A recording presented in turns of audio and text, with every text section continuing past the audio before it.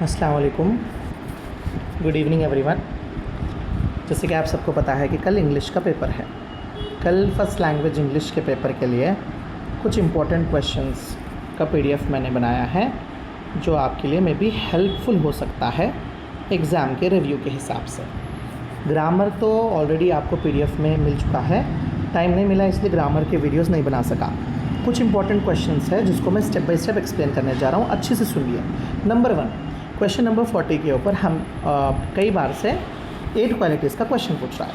तो 8 क्वालिटीज़ के लिए आपको ये वाली क्वालिटीज़ लिखने होंगे। स्टोलन बोर्ड का क्वेश्चन पूछेगा तो क्वेश्चन नंबर 30 या 31 पे पूछेगा स्टोलन बोर्ड का। विलियम वर्ड्सवर्थ का स्टील एक्ट के बारे में बताओ। अगर यहाँ पे नरेटर का एक्सपीरियंस शेयर करने के लिए बोल रहा है तो वहाँ पे आपको उस स्पेक्टिकल के बारे में थोड़ा सा इस आंसर में अपने आप से ऐड करना होगा, या फिर आप टेक्स्ट बुक के क्वेश्चन के अंदर देख सकते हैं कि नरेटर किस तरीके से ट्रबल में रहे हैं। ठीक है, उसके बाद में जो है क्वेश्चन नंबर 28 पे द्रोणा का क्वेश्चन पूछ रहा है, यानी द्रोणा बुट्टू को रिफ्यूज़ कर देता है। क्या बोलकर रिफ्यूज़ करता है, तो कोई भी आंसर आने दो जो आपको इसको लिख देना है। नेक्स्ट है एनी फ्रैंक वाला आंसर। तो एनी फ्रैंक में क्या है, 2 क्वेश्चंस मैंने रखा है, प्रॉबेबली इन दोनों में से एक पूछेगा। अगर नाजी क्रुएलिटी के बारे में भी पूछा है तो आपको 29 वाला लिख देना है, और अगर वहाँ पे लाइफ इन एनैक्स के बारे में पूछा है तो यहाँ पे नीचे मैंने दे चुका हूँ। आइडिया ऑफ इम्यूनिटी का आंसर 3 या फिर 4 मार्क्स के लिए पूछेगा। ये नहीं पूछेगा तो पक्का वो प्यूर स्टेलर के बारे में पूछेगा नेक्स्ट क्वेश्चन। अगर ये दोनों भी नहीं पूछा तो वाइन ब्रूअर्स का एक बार थोड़ा देख लेना, ठीक है। Gandhi ji says moral act should be done free from fear and compulsion, question number 41, ये भी पूछ रहा है बार बार। अगर ये नहीं पूछा तो अलेक्जेंडर का पूछेगा। और कंज्यूमरिस्ट कल्चर में ट्रैजिक कॉमेडी का मैक्सिमम आंसर पूछ रहा है। अगर ये नहीं पूछा तो man is an unstoppable machine पूछ लेगा। रेनफेड टैंक का आंसर मैंने इसमें डाल दिया है। अगर वाटर के बारे में पूछ लिया, आप लोग कॉमनली वाटर के बारे में थोड़ा सा लिख के ये आंसर को कंटिन्यू कर सकते हैं। रेफरेंस टू द कॉन्टैक्ट इसी पैटर्न में पूछ रहा है। Question number 34 compulsory wrong in workers paradise में से ही आएगा, तो आपको ये रिदम अच्छे से फॉलो करनी है। क्वेश्चन नंबर 38 पे जहाँ पे CLM का क्वेश्चन है, CLM के क्वेश्चन में आपको मैंने पूरा डिटेल में लिख दिया है।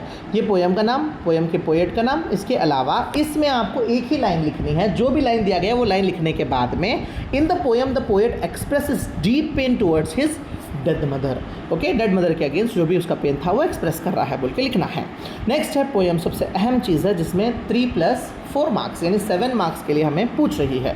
तो एक तो क्वेश्चन नंबर 29 आएगा, यानी यहाँ जहाँ पे बसवण्णा बोल के अगर बोल रहा 29 होने दे, 30 होने दे, या फिर 28 होने दो, वहाँ पे अगर बसवण्णा बोल के पूछ रहा है तो आपको फिर से पोएम लिख देनी है।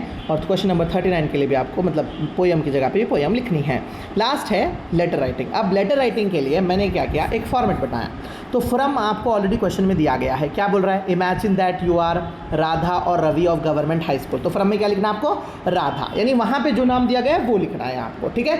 उसके बाद आपके स्कूल का एड्रेस, फिर जो भी डिस्ट्रिक्ट का नाम दे रहा है वो लिख देना। डेट एज यूजुअल, उसके बाद टू के बाद में नीचे दे रहा है write a letter to the commissioner, to the आगे कमिश्नर, ऑफिस का नाम दे रहा है city municipal corporation Mangaluru, city municipal corporation Mangaluru. उसके बाद में क्या कर रहा है, requesting to clean the garbage around your school. तो ये requesting to the garbage around your जाके क्या हो जाएगा, अवर बन जाएगा। तो उसे सब्जेक्ट में लिखना है, वही सब्जेक्ट एज इट इज़ यहाँ पे नीचे लिखना है। जैसे कि आई एम, ऊपर फ्रॉम में जो नाम लिखे वो नाम लिखिए, of class 10 from government high school, I am writing this letter लिखने के बाद जो सब्जेक्ट में आपने सब्जेक्ट डाला है एज इट इज़ उसको छाप दीजिए।